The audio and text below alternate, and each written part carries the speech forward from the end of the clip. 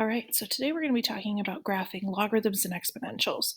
So graphing exponentials is going to be very similar to what we're used to, where you create a table, you plug in values for x, and you get out y values. However, graphing a logarithm is going to be a little bit different just based on what we know about the comparison between a logarithm and exponential. But before we get into all that, I want to take a look at the graphs first. So I've got a graph of a logarithm, this one in particular, y equals log base 3 of x, and a graph of an exponential, y equals 3 to the x power. What I'm hoping you're kind of noticing is if I were to make this corner and this corner of the picture match up, and then this corner and this corner match up, like were to flip this over, these graphs look super similar. In fact, they look identical. There's a reason for this. We've been talking a little bit about something called inverses, where we say they kind of undo each other. Now, when we're talking about graphs that are inverses, what you're looking for is coordinates that match. I'll show you what I mean. There are not a ton of real nice coordinates on a logarithm graph. There's only a couple. So there's one right here, the coordinate 1, 0. There's one right here, 3, 1. And right there, 9, 2. All the other coordinates are kind of decimals. Now, if I look at this graph, again, there's only a couple nice coordinates. There's 0, 1, 1, 3, and 2, 9. I'm hoping you're noticing something about those three coordinates compared to these three coordinates. What I'm hoping you're noticing is that if I were to take this coordinate and flip-flop the x and the y value, I get this coordinate. Same thing if I do that with this one and this one. I do the same thing with this one and this one. That's not an accident, or is it just a coincidence? Inverses are where the graph's x and y values switch places. So these graphs are inverses because their coordinates just flip-flop, and the x coordinates become the y coordinates, and the y coordinates become the x coordinates. Something else that I'm hoping you're noticing is how the graph just kind of like drops off right here. So right here, the graph clearly does not go past that. So something you've talked about in the past but probably don't quite remember is called an asymptote. An asymptote, for our purposes in Algebra 2, is a line that a graph doesn't necessarily cross. If you were to go into pre-calc or something beyond that, there are types of graphs that cross over their asymptotes. But for our purposes, and for a logarithm, they're going to just get really, really, really, really close to that. So in this case, we have a vertical asymptote, meaning x equals and then whatever value, in this case, 0.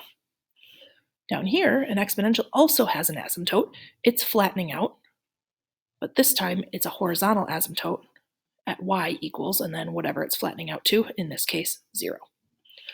So we're going to talk about how to go about graphing these. I'm going to start with logarithms in this video. Next video, I'll talk a little bit about exponentials and how to graph those. So exponentials are something you should be very familiar with, but logarithms you're probably not quite as familiar with. So here we've got an equation. Now we're used to graphing things where we plug in values for x and get out y values. But as we saw, there are only a couple really nice coordinates, and the chances of me picking x values that give me nice y values isn't going to really happen. So we have to find a way around that, which is where that inverse idea for solving logarithms has come from. So we're actually going to take this equation and we're going to solve it for x. Meaning everything that's not an x is going to go to the other side. So I would start by adding the 4.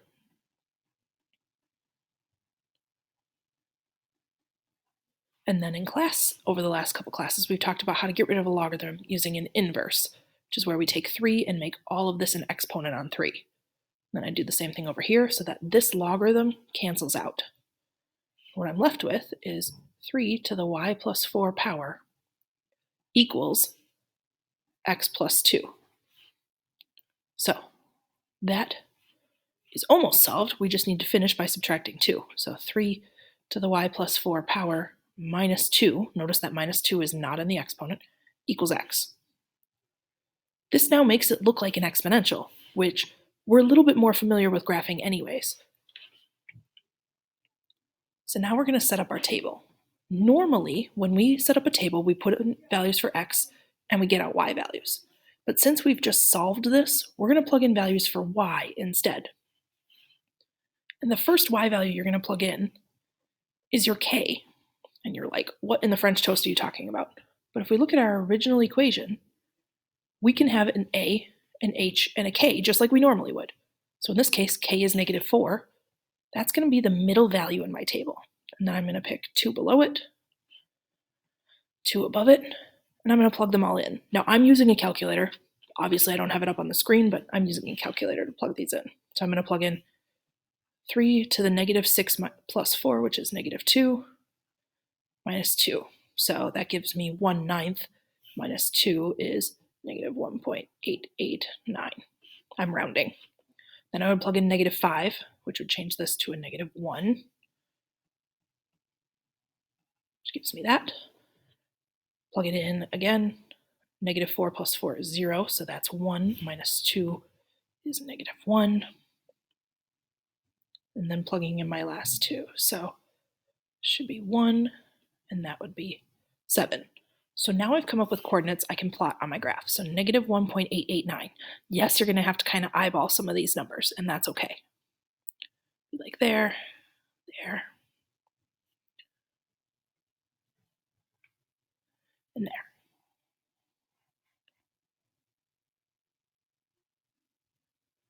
Now looking at the points that we got, it's pretty obvious where our asymptote is, but just in case you don't see it, when I have numbers that are all of a sudden like right next to each other, like these two are, that's telling me about my asymptote.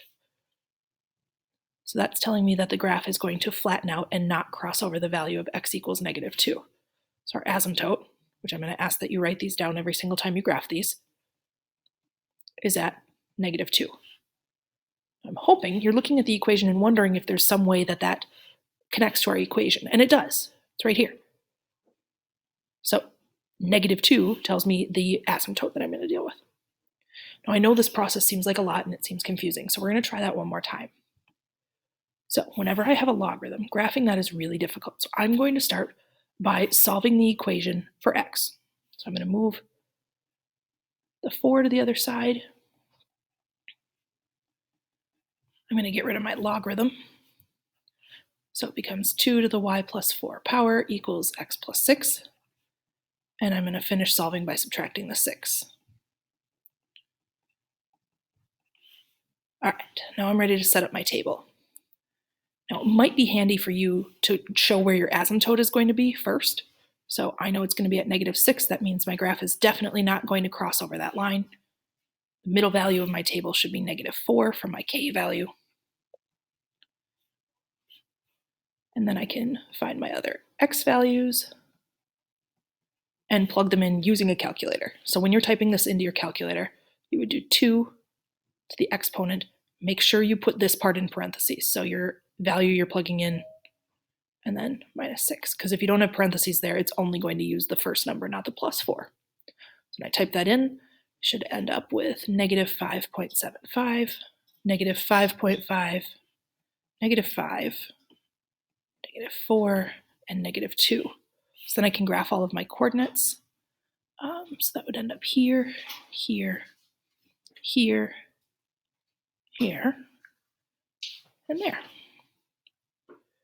And now I've graphed my logarithm, and I can see my asymptote at x equals -6. Again, you're going to want to write down the asymptote every single time because it will help you keep track of where your graph shouldn't be crossing over. Now, like we said, in the future, there could be a case where we cross over an asymptote, but for the purposes of our logarithms right now, when we're just getting used to this, you're not going to do that. So I'm going to give you another one, and I want you to see if you can graph this one on your own, or at least come up with a table on your own. So the equation you're going to try is y equals log base 4 of x minus 1 plus 3. So remember, the first thing you got to do is you got to solve this for x, because if you don't solve for x, it makes it kind of a complicated process. Once you've solved for x, you're going to plug in y values and create your table. If you have a graph, great. If you don't, let's get the table figured out, all the coordinates, and I will have an answer for you at the beginning of the next video.